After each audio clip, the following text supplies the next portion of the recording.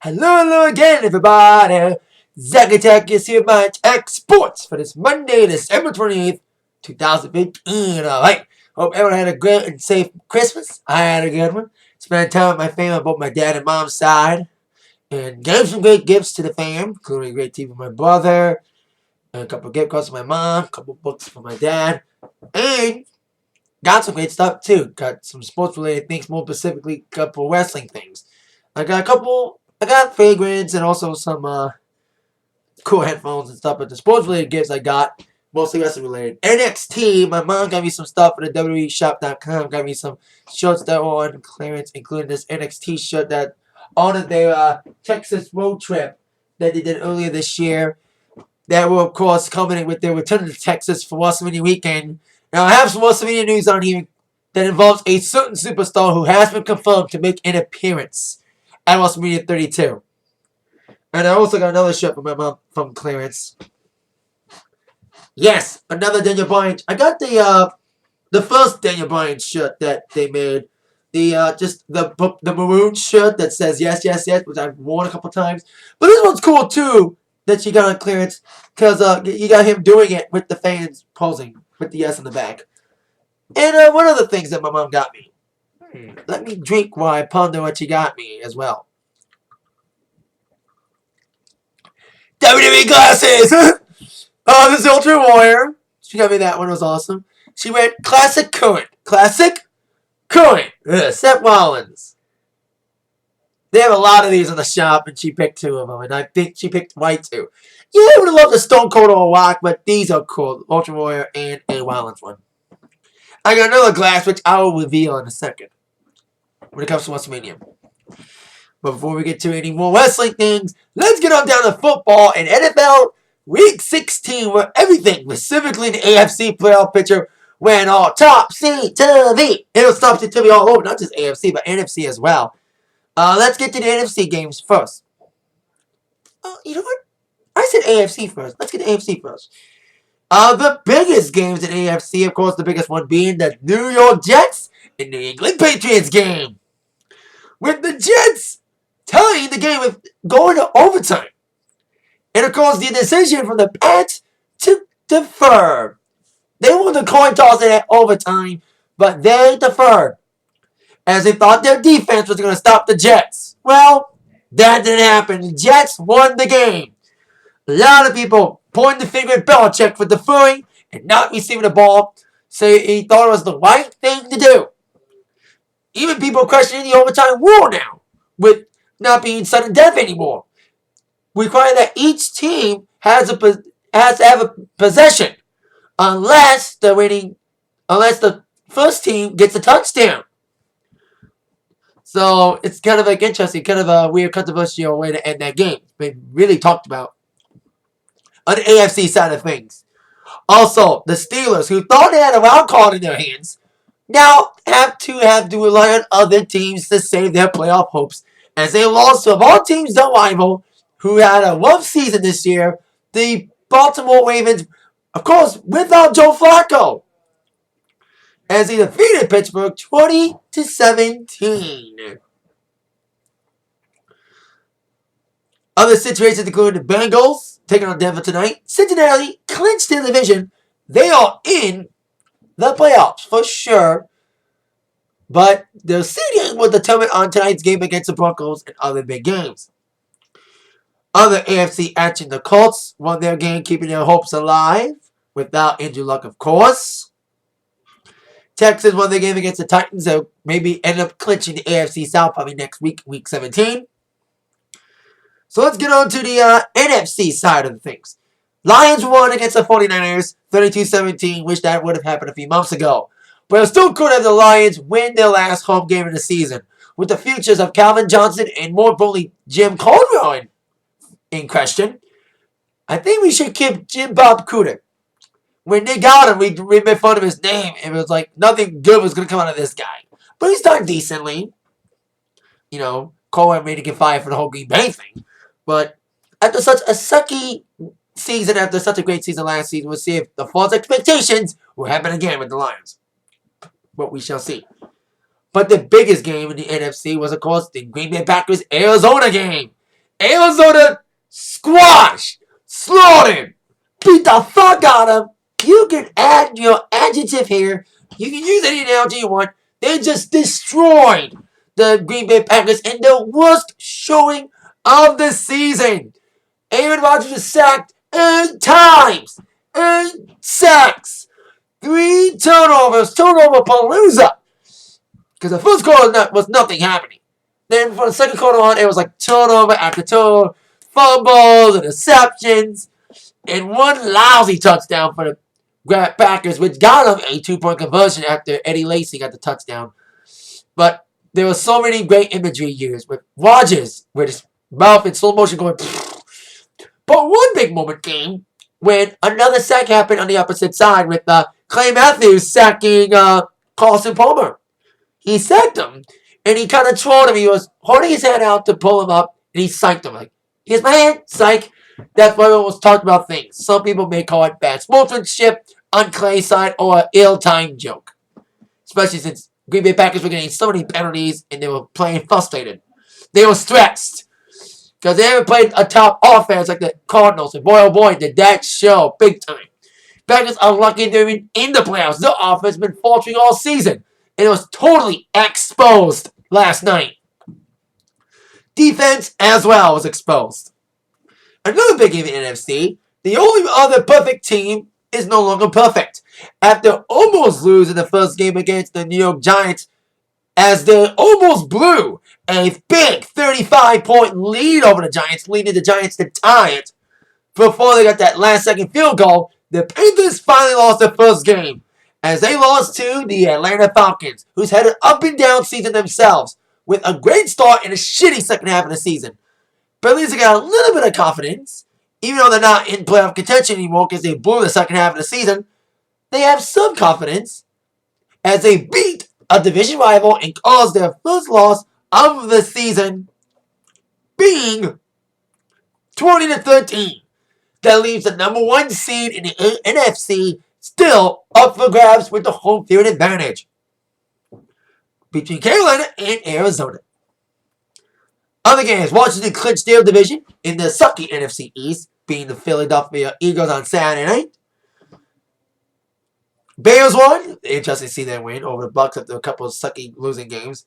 And of course, the game between the Seahawks and the Rams. Seahawks are going to the wild card, but like the Packers, they're going in with not a lot of momentum as they lost to the Rams 23-17 as the Rams swept the Seattle Seahawks in both games that they played because they're division rivals.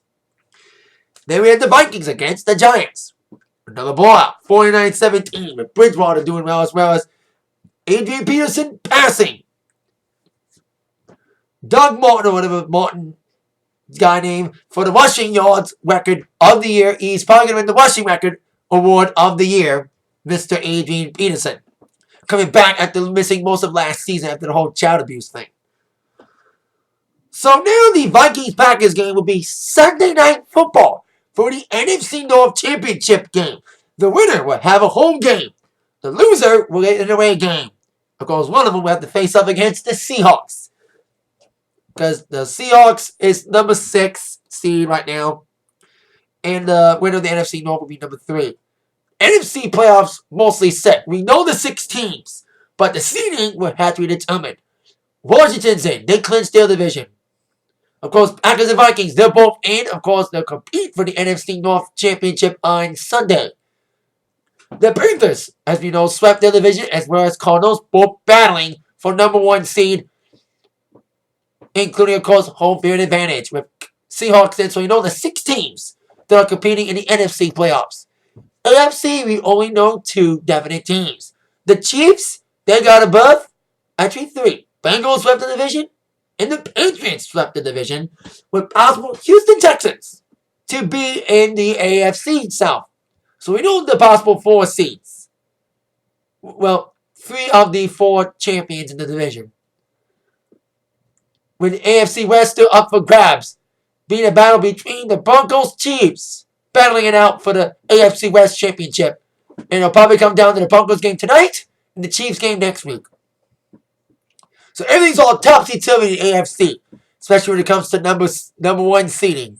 especially after the Patriots lost the chance to get a home field advantage last night against the Jets of all teams. So the playoff is up in the air for them. And the AFC, not set yet, but NFC is mostly set. The seeding needs to be addressed. Same with AFC as well. It's going to be very intriguing, Week 17. But Week 16 is not done. Of course, Week 16 ends tonight. Broncos against the Bengals. And I think there is no Thursday night game.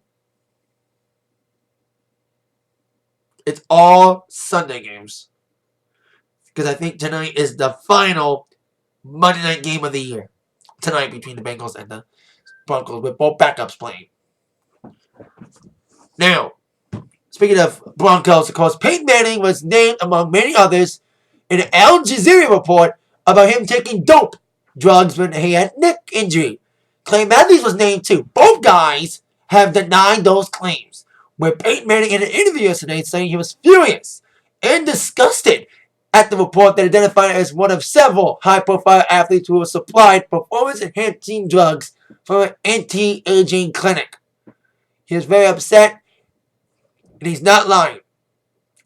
He said, I'm not gonna lose any sleep over this report. This slapstick lies. Keep my head up above it. A man who's also been accused of lying, which a lot of people believe he did do it, Tom Brady, he is on Peyton Manning's side.